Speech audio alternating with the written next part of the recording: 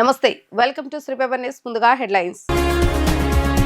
London నుంచి అమరావతికి చేరుకున్న సీఎం చంద్రబాబు నాయుడు విశాఖలో జరిగే పార్ట్నర్షిప్ సమిట్ కు హాజరు కావాలని పారిశ్రామికవేత్తలకు సూచన. విద్యుత్ వెలుగులు చూసిన రంపల్లి పంచాయతీ పరిధిలోని గూడెం గ్రామస్తులు ఒక్కో ఇంటికి ఉచితంగా 5 బల్బులు, 1 ఫ్యాన్ అందించిన ఉప ముఖ్యమంత్రి పవన్ కళ్యాణ్. విద్యాశాఖపై మంత్రి నారా లోకేష్ సమీక్ష. అధునాతన విద్యపై అధ్యాయానికి సింగపూర్కు టీచర్లు. ఆంధ్రప్రదేశ్ ముఖ్యమంత్రి నారా చంద్రబాబు నాయుడు లండన్ పర్యటనను విజయవంతంగా ముగించారు. పలు కీలక సమావేశాలు, పెట్టుబడిదారులతో చర్చలు పూర్తి చేసుకుని రాత్రి 7:30 లండన్ నుంచి స్వదేశానికి బయలుదేరారు.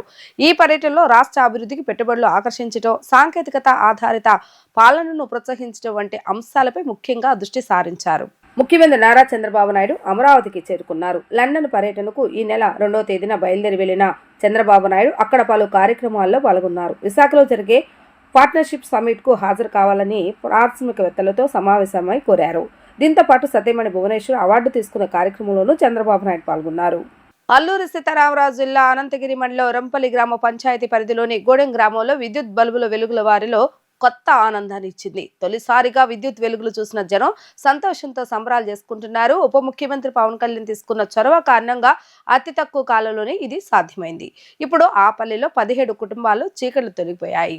స్వతంత్రం వచ్చి 78 ఏళ్లు గడిచిన విద్యుత్ వెలుగులు ఎలా ఉంటాయో చూడాలని మండలంలోని రొంపల్లి పంచాయతీ మారుమూల గూడెం గ్రామస్తులు మంగళవారం రాత్రి ఇళ్లలో విద్యుత్ కాంతులను తొలిసారి చూశారు. ఈ గ్రామంలో 18 గిరిజన కుటుంబాలు నివాసం ఉంటున్నాయి.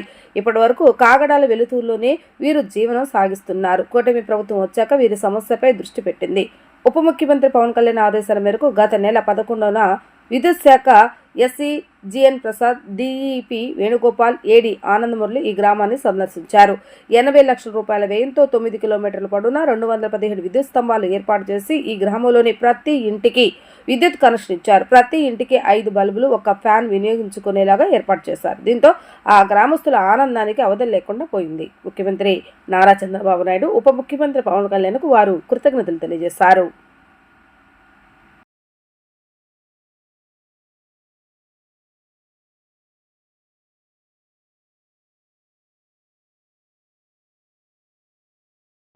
స్వతంత్రం వచ్చి ఎన్నో సంవత్సరాలు గడిచినా మేము ఇక్కడే చీకట్లోనే పడుకుంటున్నాం, చీకట్లోనే తింటున్నాం. కాబట్టి మాకు ఎటువంటి సదుపాయాలు లేవు ఇంతవరకు. ఏదో కూటమి ప్రభుత్వం వచ్చి మాకు కరెంటు సదుపాయం చేసింది. సీఎం గారికి, పవన్ కళ్యాణ్ గారికి ధన్యవాదాలు. బట్టి చీకట్లో ఉన్నాం సార్. ఈ ప్రభుత్వం వచ్చాక మాకు కరెంట్ అందిస్తుంది సార్. డిప్యూటీ సీఎం గారికి, పవన్ కళ్యాణ్ గారికి మాకు ధన్యవాదాలు సార్. అధునాతన విద్యా విధానాలపై అధ్యాయానికి 78 మంది ఉత్తమ ఉపాధ్యాయులను సింగపూర్ పర్యటనకు పంపుతున్నట్లుగా మంత్రి లోకేష్ వెల్లడించారు. ఈ నెల 26వ తేదీన రాజ్యాంగ దినోత్సవం సందర్భంగా స్టూడెంట్ అసెంబ్లీ నిర్వహణకు ఏర్పాట్లు చేయాలని సూచించారు. డిసెంబర్ 5వ తేదీన మెగా పేరెంట్ టీచర్స్ సమావేశం నిర్వహించాలని పేర్కొన్నారు.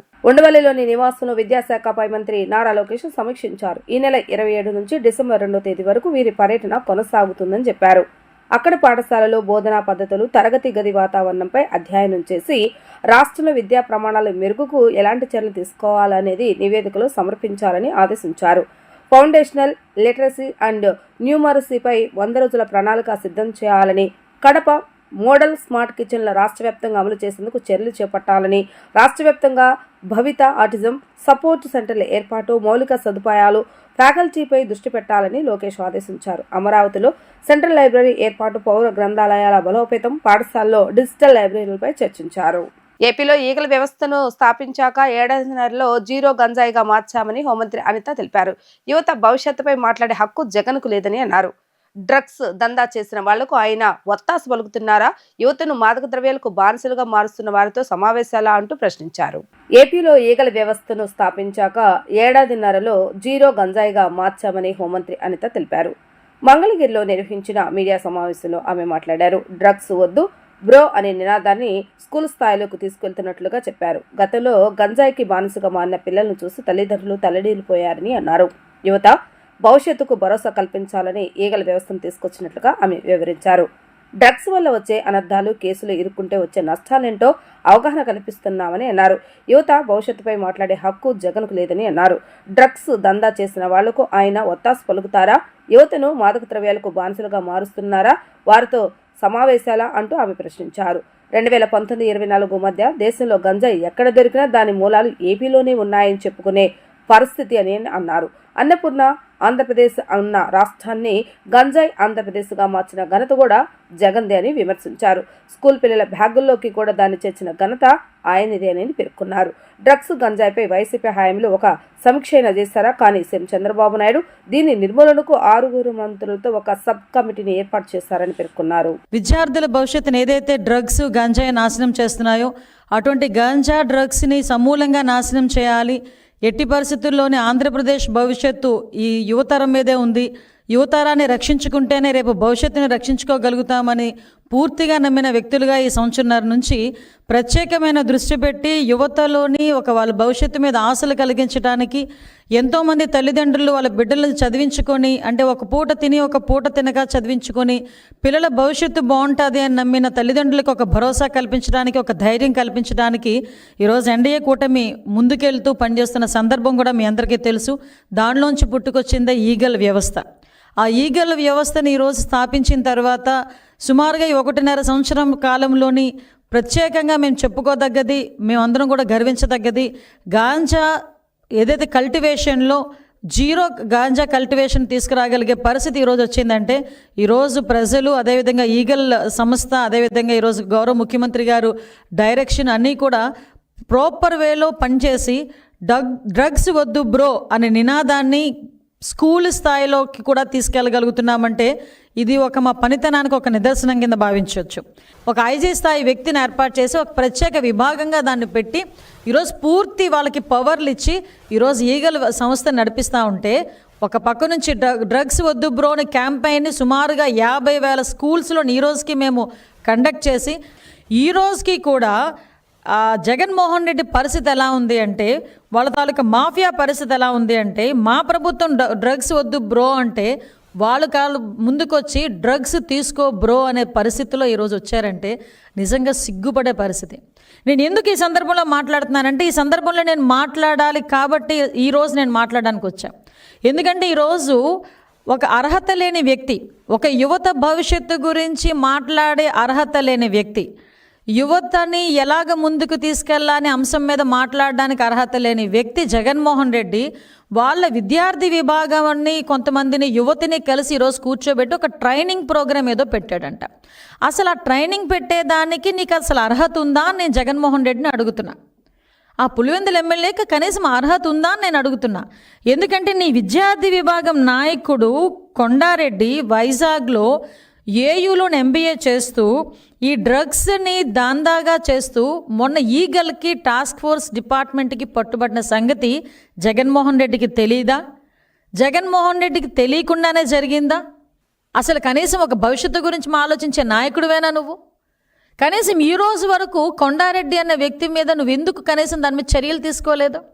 ఎందుకు నా పార్టీకి అతనికి సంబంధం లేదని కానీ, పార్టీ నుంచి తొలగిస్తున్నానని కానీ, పార్టీ నుంచి సస్పెండ్ చేస్తున్నానని కానీ ఒక్క మాట కూడా ఈరోజు వైఎస్ఆర్సీపీ నాయకుల దగ్గర నుంచి కానీ, వైఎస్ఆర్సీపీ నాయకుడి దగ్గర నుంచి కానీ రాలేదు అంటే దాన్ని మనం ఏ విధంగా తీసుకోవాలి? అంటే డ్రగ్స్ని ఇండైరెక్ట్గా డైరెక్ట్గా సపోర్ట్ చేస్తున్నాడు జగన్మోహన్ రెడ్డి అన్న విషయం ఈరోజు మేము ఆలోచించుకోవాలా?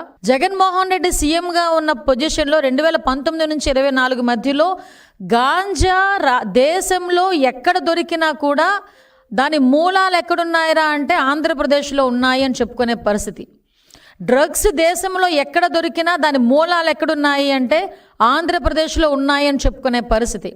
అన్నపూర్ణ ఆంధ్రప్రదేశ్గా ఉన్న ఈ రాష్ట్రాన్ని గాంజా ఆంధ్రప్రదేశ్గా మార్చేసి స్కూల్ పిల్లల బ్యాగుల్లోకి కూడా గాంజాయిని చేర్చిన ఘనత జగన్మోహన్ రెడ్డిది. ఆ రోజు నుంచి ఈ రోజు వరకు కూడా ఒక్కసారి మనం వెనకాతలకు తిరిగి చూసుకుంటే ఎన్ని డ్రగ్స్ దందాలండి, ఎన్ని గాంజాలండి. కనీసం గాంజా కల్టివేషన్ ఎక్కడ జరుగుతుంది, గాంజా కల్టివేషన్ జరిగిన తర్వాత ట్రాన్స్పోర్టేషన్ ఎలా జరుగుతుంది అనేది కనీసం అవగాహన లేకుండా ఆ రోజు ముఖ్యమంత్రిగా ఉన్న ఇప్పుడు పులివెందుల ఎమ్మెల్యే ఏ రోజైనా డ్రగ్స్ మీద గాంజా మీద పోలీస్ డిపార్ట్మెంట్ని కూర్చోబెట్టుకుని ఒక రివ్యూ చేయగలిగాడా? కనీసం ఒక రివ్యూ చేస్తున్నా కూడా కనీసం ఆ రోజు ఏం జరుగుతుంది ఏం జరగలేదు అన్న సంగతి అయినా ఆయనకి తెలిసి ఉండేది. ఈరోజు గాంజాను అరికట్టడానికి, గాంజాను సమూలంగా నాశనం చేయడానికి ఒక సబ్ కమిటీ ఏర్పాటు చేసుకొని గౌరవ ముఖ్యమంత్రి గారు ఒక సబ్ కమిటీని మమ్మల్ని అందరినీ ఏర్పాటు చేసి ఈరోజు 6 మంత్రులతో కూడిన ఒక సబ్ కమిటీని ఏర్పాటు చేసుకొని ఈరోజు ఎవ్రీ టైం మేము దాని మీద ఒక అవగాహన తెచ్చుకొని కార్యాచరణ రూపొందించి ఈగల్ డిపార్ట్మెంట్తోని, టాస్క్ ఫోర్స్ డిపార్ట్మెంట్తోని, రైల్వే డిపార్ట్మెంట్ వాళ్ళతోని మేము కోఆర్డినేట్ చేసుకొని మేము ముందుకెళ్ళి డ్రగ్స్ కానీ గాంజా కానీ ఎక్కడైనా దొరికితే పార్టీలకు అతీతంగా, కులాలకి మతాలకి అతీతంగా మేము పట్టుకొని మేము వాళ్ళకి శిక్ష పడేట్టు చేస్తూ ఉంటే, ఒక పక్క నుంచి ఇతగాడు ఏం చేస్తున్నాడంటే ఇతగాడు విద్యార్థి విభాగం నాయకుల్ని ప్రోత్సహిస్తూ డ్రగ్స్ దందా నడిపే పరిస్థితి. ముఖ్యమంత్రి నారా చంద్రబాబు నాయుడు సతీమణి నారా భువనేశ్వరిపై వైసీపీ నేత నల్లపురెడ్డి ప్రసన్న కుమార్ రెడ్డి చేసిన వ్యాఖ్యలపై సర్వేపల్లి ఎమ్మెల్యే సోమిరెడ్డి చంద్రమోహన్ రెడ్డి తీవ్రంగా స్పందించారు. భువనేశ్వరమ్మపై ప్రసన్నకు ఉన్న ఈర్ష్య అర్థం కావటం లేదని, ప్రజాసేవతో పాటు వ్యాపార రంగంలోనూ ఆమె అంతర్జాతీయ స్థాయిలో గుర్తింపు పొందారని ఆయన అన్నారు. ప్రసన్న కుమార్ రెడ్డి రాజకీయాల్లో కాళ్లు పట్టుకునే చరిత్ర కలిగిన వ్యక్తి అని, గతంలో ఎన్టీఆర్, చంద్రబాబు నాయుడు, వైఎస్ఆర్సీపీ, జగన్ రెడ్డి కాళ్లు పట్టుకున్నారని సోమిరెడ్డి పరామర్శించారు. ఆరోగ్యశ్రీ బకాయిలపై వైసీపీ నేతలు మాట్లాడటం సిగ్గుచేటంటూ ఆయన పేర్కొన్నారు. నిన్న ఆయన కోవూరు మాజీ ఎమ్మెల్యే గ్రేట్ లీడర్, ఆయన పెద్ద గొప్ప లీడర్ ప్రసన్న కుమార్ రెడ్డి ఎంతమంది కాళ్ళు పట్టుకున్నాడో అందరికీ తెలుసు. ఎన్టీఆర్ కాళ్ళు పట్టుకున్నావు, చంద్రబాబు నాయుడు కాళ్ళు పట్టుకున్నావు, రాజశేఖర రెడ్డి కాళ్ళు పట్టుకున్నావు, జగన్మోహన్ రెడ్డి కాళ్ళు పట్టుకున్నావు. నీకు అలవాటే, అక్కడ ఉంటే వీళ్ళని తిట్టేది, ఇక్కడ ఉంటే వాళ్ళని తిట్టేది. ఇదేం కొత్త కాదు. లక్ష్మీ పార్వతి నీకు దేవత, భువనేశ్వరమ్మ అంటే నీకు ఈర్ష్య. ఆమెకు వచ్చే మంచి పేరు. ఆమె హెరిటేజ్ సంస్థ చైర్మన్. ఆమె ఇప్పుడు హెరిటేజ్కి గోల్డెన్ పీకాక్ అవార్డు వచ్చింది. దేశంలో అత్యుత్తమ డైరీగా కొత్త ఉత్పత్తులు చేస్తుందని చెప్పేసి, కొత్త ఉత్పత్తుల ఆవిష్కరణ అని చెప్పేసి వచ్చింది. నిన్న ఆమెకి ఎన్టీఆర్ ట్రస్ట్ మేనేజింగ్ ట్రస్ట్ హోదాలో ఆమె డిస్టింగ్విష్డ్ ఫెలోషిప్ వచ్చింది. ఇది ఇన్స్టిట్యూట్ ఆఫ్ డైరెక్టర్స్ సంస్థ ఆమెకి డిస్టింగ్విష్డ్ ఫెలోషిప్ అవార్డు ఇచ్చింది లండన్లో భువనేశ్వరమ్మకి. ఆమె దాదాపు ఈ డ్యామ్, అన్నమయ్య డ్యామ్ తెగిపోయినప్పుడు 50 మంది ప్రాణాలు కోల్పోతే ఆ తర్వాత వాళ్ళ కుటుంబ సభ్యులకు ఓదార్చి తలా 1 లక్ష రూపాయలు ఇచ్చింది అపోజిషన్లో. కడప జిల్లాలో ఏం చేస్తున్నాడు మీ జగన్మోహన్ రెడ్డి? నువ్వు ఏం చేస్తున్నావు? రూపాయి ఇచ్చారా మీరా? ఇవ్వలే, సొంత డబ్బుల్లో. ఆమె చేసే సేవలు, ఎన్టీఆర్ ట్రస్ట్ చైర్మన్గా విద్య, వైద్యం, మహిళా సాధికారికత, విపత్తుల్లో సాయం, రక్తదాన శిబిరాలు, విద్యార్థి సహాయ పథకాలు, తలసేమియా రోగులకి రక్త మార్పిడి. నువ్వు భువనేశ్వరమ్మ పేరెత్తే అర్హత ఉందా నీకు? నువ్వు ఆరోగ్యశ్రీ గురించి మాట్లాడావు. 2700 కోట్లు ఎలక్షన్ రోజుకి అప్పు పెట్టిపోయాడు మీ నాయకుడు. 2700 crores. ఆరోగ్యశ్రీ గురించి సిగ్గు లేకుండా మాట్లాడతావా? హెల్త్ మినిస్టర్ ఈ నెలాఖరు లోపల దాన్ని క్లియర్ చేస్తానని చెప్పారు. నువ్వు చేసిపోయిన పాపాలే ఇప్పుడు ఉండేది. మీ గవర్నమెంట్ ఎంత బాకీ పెట్టిందో అంతే ఉంది. మా దాంట్లో ఏం లేదు. అది కూడా తమరికి తెలియదు. ఆరోగ్యశ్రీ 25 lakhs చేసాడంట. ఎక్కడన్నా ఒక్క కేసుకి 25 లక్షల రూపాయలు ఆరోగ్యశ్రీ కింద ఇచ్చినట్టు చూపించు. నెల్లూరులో ఒక మంచి హాస్పిటల్స్, అపోలో అండ్ కిమ్స్, 2 దండం పెట్టేసి నీ టైంలో, జగన్మోహన్ రెడ్డి టైంలో, అయ్యా మాకు ఆరోగ్యశ్రీ వద్దు, వంకాయ వద్దు అని చెప్పేసి విత్డ్రా చేసుకున్నారు. అది మీ పరిస్థితి. కానీ మాట్లాడేటప్పుడు తెలుసుకొని మాట్లాడు. విషయ పరిజ్ఞానం ఉండదు నీకు. నోటికి ఏది వస్తే ఎవడన్నా చెప్పి పక్కనోడు చెప్పింది మాట్లాడేది నీ బతుకంతా. భువనేశ్వరమ్మ గురించి ఇంకొకసారి ఒక మాట మాట్లాడితే ఒప్పుకునేదిలే, జాగ్రత్త. పెట్టుబడులు పెట్టేందుకు ఆంధ్రప్రదేశ్ అనుకూలమని, ఇక్కడ స్పీడ్ ఆఫ్ డూయింగ్ బిజినెస్ ద్వారా పారిశ్రామిక రంగానికి అత్యంత ప్రాధాన్యత ఇస్తున్నామని మంత్రి నారాయణ అన్నారు. రాష్ట్రంలో పెట్టుబడులు పెట్టేందుకు యువత ముందుకు రావాలని దుబాయ్లోని పారిశ్రామికవేత్తలను కోరారు. అధికారుల బృందంతో కలిసి దుబాయ్లో పర్యటిస్తున్న మంత్రి 3వ రోజు బియా ఫెసిలిటీ, టెక్టాన్ ఇంజనీరింగ్ అండ్ కన్స్ట్రక్షన్స్, కార్బోనాటిక్ కంపెనీల ప్రతినిధులతో భేటీ అయ్యారు. చెత్త నిర్వహణలో ప్రసిద్ధిగాంచిన బియా ఫెసిలిటీ సంస్థ ప్రతినిధులు యుఏఈలోని మున్సిపాలిటీలలో చెత్త సేకరణ నిర్వహణపై ప్రజెంటేషన్ ఇచ్చారు. ఏపీలోనూ వేస్ట్ మేనేజ్మెంట్ ప్లాంట్ ఏర్పాటుకు ముందుకు రావాలని నారాయణ వారిని కోరారు. అనంతరం టెక్టాన్ కంపెనీ ఎండీ ఎస్ లక్ష్మణ్తో మంత్రి సమావేశమయ్యారు. అమరావతిలో పలు ప్రాజెక్టుల నిర్మాణంలో భాగస్వామ్యం కావాలని కోరారు. ఏపీలో పెట్టుబడులు పెట్టేందుకు టెక్టాన్ కంపెనీ ఆసక్తి కనబర్చింది. సాయంత్రం కార్బోనాటిక్ కంపెనీ ప్రతినిధులతో మంత్రి భేటీ అయ్యారు. ఏపీలో నౌకల నిర్మాణం, ఏవియేషన్ రంగాల్లో పెట్టుబడులు పెట్టేందుకు ఈ సంస్థ ఆసక్తి కనబర్చింది.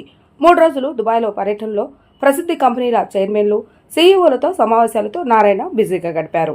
స్పీడ్ ఆఫ్ డూయింగ్ బిజినెస్ ద్వారా ఏపీలో పారిశ్రామిక రంగానికి అత్యంత ప్రాధాన్యతమిస్తున్న అంశాన్ని వారికి వివరించారు. 14-15వ తేదీలో విశాఖలో జరిగే భాగస్వామ్య సదస్సుకు వారిని ఆహ్వానించారు. దుబాయ్ పర్యటన ముగించుకున్న మంత్రి నారాయణ బృందం రాష్ట్రానికి తిరుగు ప్రయాణమైంది. జిల్లాల పునర్విభజనపై త్వరలో సీసీఎల్ఏ నివేదిక సిద్ధం చేసి సీఎం సమీక్షించిన తర్వాత తుది నిర్ణయాలు ప్రకటిస్తామని మంత్రి అనగాని సత్యప్రసాద్ పేర్కొన్నారు. అదనంగా కొత్తగా 8 జిల్లాల ఏర్పాటుపై వచ్చిన ప్రజా వినతులను పరిశీలిస్తున్నామని, పరిపాలనా సౌలభ్యాన్ని దృష్టిలో ఉంచుకొని నిర్ణయం తీసుకుంటామని చెప్పారు. కొత్త రెవెన్యూ డివిజన్ల ఏర్పాట్లపై కూడా చర్చించామని ఆయన వెల్లడించారు. అమరావతిలో జిల్లాల పునర్విభజనపై మంత్రుల బృందం సమావేశమైంది. మంత్రులు అనగాని సత్యప్రసాద్, వంగల్పూడి అనిత, నిమ్మల రామానాయుడు, నాదెండ్ల మనోహర్, బీసీ జనార్దన్ రెడ్డి పాల్గొన్నారు. మంత్రి సత్యకుమార్ వర్చువల్ గా హాజరయ్యారు. సమావేశం అనంతరం మంత్రి అనగాని సత్యప్రసాద్ మాట్లాడుతూ వివిధ ప్రతిపాదనలపై సుదీర్ఘంగా చర్చించామని తెలిపారు. త్వరలో సీసీఎల్ఏ నివేదిక సిద్ధం చేసి సీఎం సమీక్షించిన తర్వాత తుది నిర్ణయాలు ప్రకటిస్తామని చెప్పారు. అల్లూరి జిల్లాలో ప్రత్యేక అభివృద్ధి అథారిటీ ఏర్పాటు చేయాలని సీఎం సూచించారని అన్నారు. అదనంగా కొత్తగా 8 జిల్లాల ఏర్పాటుపై వచ్చిన ప్రజా వినతులను పరిశీలిస్తున్నామని, పరిపాలనా సౌలభ్యాన్ని దృష్టిలో ఉంచుకుని నిర్ణయం తీసుకుంటామని చెప్పారు. కొత్త రెవెన్యూ డివిజన్ల ఏర్పాటుపై కూడా చర్చించామని, కొన్ని చోట్ల 125 కిలోమీటర్ల దూరంలో డివిజన్లు ఉన్నాయని, సౌలభ్యానికి అనుగుణంగా మార్పులు చేస్తామని తెలిపారు.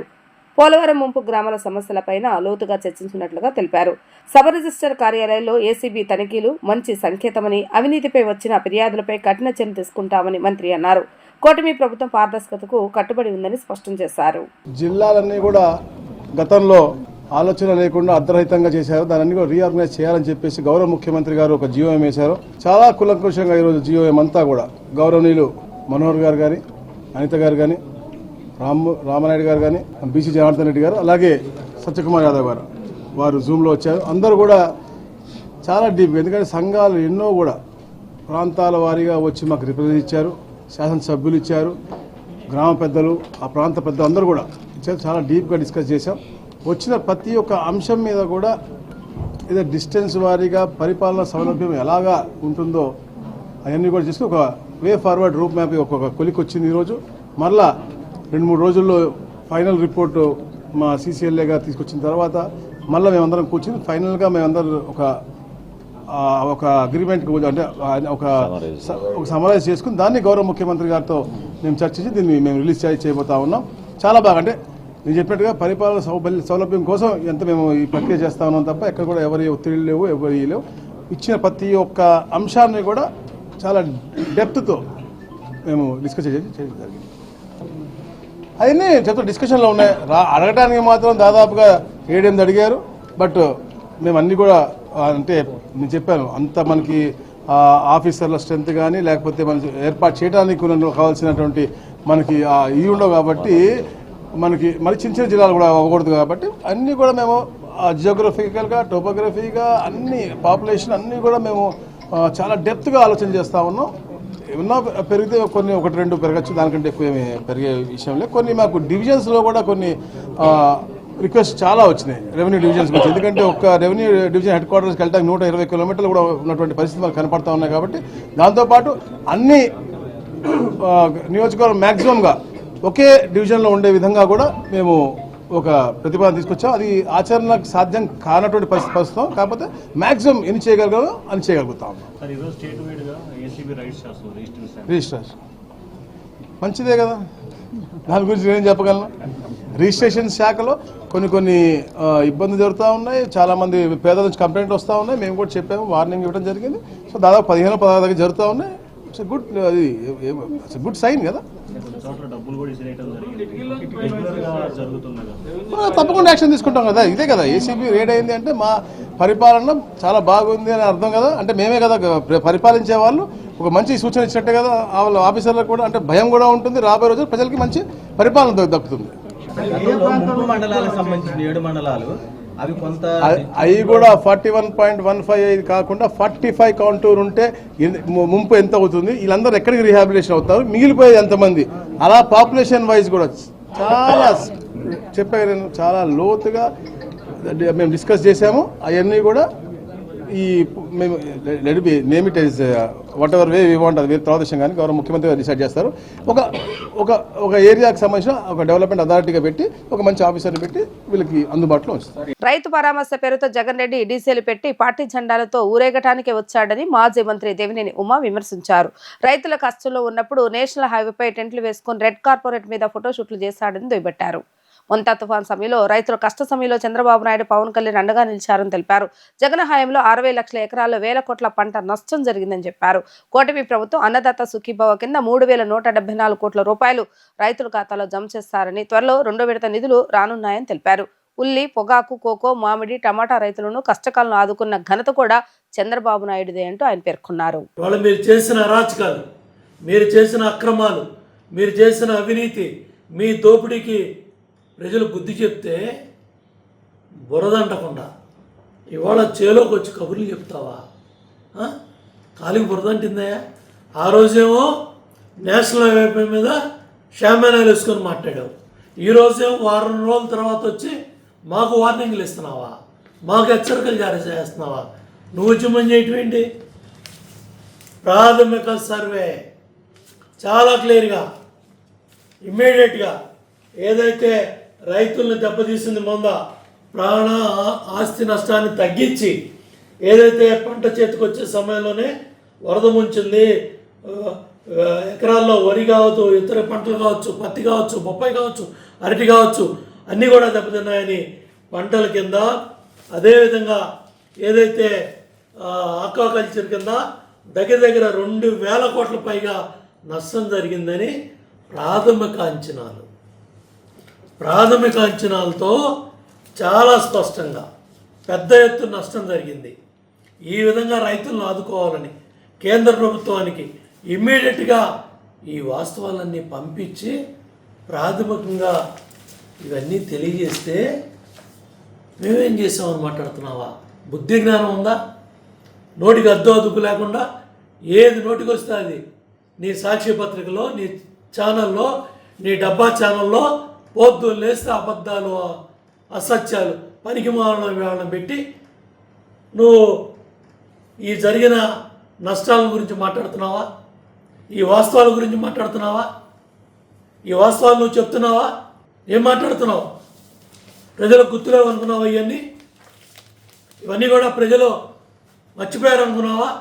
అరే, తుఫాన్ ప్రభావం వల్ల సన్నద్ధత, ప్రజల్ని అందరినీ సన్నద్ధత చేసి వారం రోజుల ముందుగా అన్ని డిపార్ట్మెంట్లని అలర్ట్ చేసి ఆస్తి నష్టం, ప్రాణ నష్టం తగ్గించి పిల్లల గురించి, స్కూల్స్ గురించి, ట్రాఫిక్ గురించి, పడిన చెట్లు గురించి ఎక్కడికక్కడ అన్నీ కూడా జాగ్రత్తలు తీసుకొని ఇవాళ దేశంలోనే రాష్ట్రం ఆదర్శంగా పనిచేస్తూ ఉంటే వారం లేక ఏడవలేక మొన్న వచ్చి బెంగళూరు వెళ్ళిపోయాం.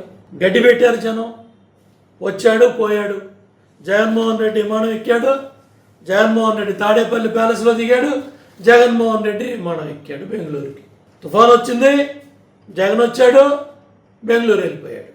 మళ్ళీ వాడు వచ్చి తగుదనమ్మా అని నీ పార్టీ జెండాలు పెట్టుకొని, డీజేలు పెట్టుకొని, వేరే రోడ్ల మీద, నేషనల్ హైవే మీద వేరంగా వేస్తా నువ్వు రైతులను గురించి మాట్లాడతావా? ఎకరాల్లో పంటలు నాశనమైనవి. నీ టైంలో దగ్గర ఈ వరుస ఈ విపత్తులు నేను ఏదైతే చెప్పానో 1,000 కోట్ల పంట నష్టం జరిగితే పంటల బీమా గురించి మాట్లాడకుండా రకరకాల కబుర్లు చెప్పి ఆర్బీకేలని అయ్యని ఇయ్యని ఇవాళ నువ్వు రైతు సంక్షేమం అని, రైతులను ఉద్ధరిస్తానని, రైతుల గురించి మాట్లాడుతూ ఇన్పుట్ అవుట్పుట్ సబ్సిడీలని మాట్లాడుతున్నావు. 24-25లో దగ్గర 55,79,000 టన్నుల ధాన్యాన్ని 12,857 కోట్లు ఖర్చు పెట్టి మేము కొనుగోలు చేస్తే మేము రైతుల డబ్బులు 24 గంటలు 48 గంటల్లో 12,857 కోట్లు దగ్గర 55,79,000 టన్నుల ధాన్యాన్ని కొంటే 24-25లో 7,68,000 మంది రైతుల దగ్గర నువ్వు ఇవాళ ధాన్యపు రైతు గురించి మాట్లాడుతున్నావు. రైతులు ధాన్యం నష్టపోయారని చెప్పి నువ్వు ఇవాళ అక్కడ కబుర్లు చెప్తున్నావు జగన్మోహన్ రెడ్డి. నువ్వు పెట్టిన 1670 కోట్ల బకాయిలు కట్టడమే కాకుండా అన్నదాత సుఖీభావ కింద దగ్గర 3174 కోట్లు వాళ్ళ అకౌంట్లో వేసాం. మళ్ళీ రాబోయే రోజుల్లో నవంబర్ డిసెంబర్లో కూడా 2వ విడత కూడా ఆ కార్యక్రమానికి కేంద్ర రాష్ట్ర ప్రభుత్వాలు డబ్బులు అవి పడబోతూ ఉన్నాయి. అట్లాగే మరి ఏదైతే రైతుల ఖాతాల్లో ఈ డబ్బులు వేయటమే కాకుండా దగ్గర కనీస మద్దతు ధర తక్కువ ఉన్నప్పుడు కూడా మార్కెట్లో జోక్యం చేసుకొని దగ్గర ఇప్పటికి 800 కోట్ల దాకా ఖర్చు పెట్టాం. పొగాకు 271 కోట్లు, అట్లాగే కోకో రైతులకి కిలోకి 50 రూపాయలు, అట్లాగే దగ్గర ఏ పంటకి ఏ కష్టం వచ్చినా సరే ఇమ్మీడియట్గా ఆదుకునే విధంగా నువ్వు బెమ్మ గురించి మాట్లాడుతున్నావు, ఉద్ధరించానని చెప్తున్నావు. కార్తీక పౌర్ణమి సందర్భంగా విజయవాడ కనకదుర్గమ్మ ఆలయంలో జ్వాలతరణం వైభవపేతంగా జరిగింది. అర్చకులు, పండితులు వేద మంత్రాల నడుమ ఈ కార్యక్రమాన్ని నిర్వహించారు. స్వామి అమ్మవార్లకు పూజలు నిర్వహించి జ్వాలతరణం వెలిగించారు. కోటి కార్తీక జ్యోతులతో ఇంద్రకీలాద్రి దేదీప్యమానంగా వెలుగొందింది. పున్నమి చంద్రుడితో పోటీ పడినట్లుగా కృష్ణమ్మ బంగారు తరంగాలను మైమర్పిస్తూ దీపకాంతలతో మెరిసిపోయింది. కార్తీక పౌర్ణమి సందర్భంగా దుర్గామల్లేశ్వర స్వామి దేవస్థానంలో సాయంత్రం కోటి దీపోత్సవ కార్యక్రమాన్ని అత్యంత వైభవపేతంగా నిర్వహించారు. కోటి దీపోత్సవాన్ని పురస్కరించుకొని అమ్మవారి ఆలయ ప్రాంగణంలో పుష్పాలతో ముగ్గులను తీర్చిదిద్దారు. వివిధ వర్ణాల పువ్వులతో శ్రీచక్రాన్ని తీర్చిదిద్ది దీపాలతో అలంకరించారు. ఆలయ ప్రాంగణంలోని రావి చెట్టు మహాగణపతి ప్రాంగణం, మల్లేశ్వర స్వామివారి ఆలయం, మహామండపం, కనకదుర్గానగర్లో దీపాలను ఏర్పాటు చేయగా భక్తులు కుటుంబ సమేతంగా పాల్గొని దీపార్చన నిర్వహించారు. అనంతరం మల్లేశ్వర స్వామివారి ఆలయం వద్ద జ్వాల తోరణాన్ని అర్చకులు వెలిగించారు. ఈ కార్యక్రమంలో దుర్గగుడి ఈవో సేనానాయక్ దంపతులు, చైర్మన్ బొర్రా రాధాకృష్ణ దంపతులు, వైదిక కమిటీ సభ్యులు, శివప్రసాద్ శర్మ, దేవస్థాన సిబ్బంది, భక్తులు పాల్గొన్నారు. నమశివాయ. మరి ఈరోజు కార్తీక పౌర్ణమి సందర్భంగా ఈ బుధవారం మీరు చూస్తున్నారు అంగరంగ వైభవంగా మన గుళ్ళో, మన దుర్గామల్లేశ్వర స్వామి గుళ్ళో ఇవాళ భక్తులు పరవశంతో ఎన్నో దీపాలు వెలిగిస్తానికి వచ్చారు. పొద్దున్నుంచి కూడా మేము పూజలో ప్రజలతో పాటు మేము కూడా మా కమిటీ కానీ సిబ్బంది కానీ తరించిపోయి ఉన్నారు. ఈరోజు మరి ఇక్కడ ఎంత ఆనందంగా మరి జరుగుతుంది. ఇవాళ అక్కడి నుంచి కూడా మనం కోటి దీపోత్సవంగా మనం వెలిగించుకుని ఇక్కడికి వచ్చాం.